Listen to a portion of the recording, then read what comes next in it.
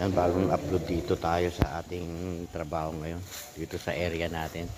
Dito po yan, itong lugar po nito sa Parañaque. Ayan. Kita niyo yung lugar, oh. Yan yung sako po ng clubhouse to, yung mga kahoy na.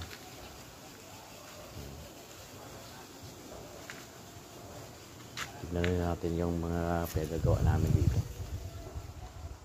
Ayan. Yung gabay po, ginagawa namin yung gabay. Palibagong varnish ang gagawin natin. At maraming tulo. Yan. Maraming tulo dito, kaya gagawin natin. Malaki-laki rin trabaho ito. Abutin din ng mga 3 months to.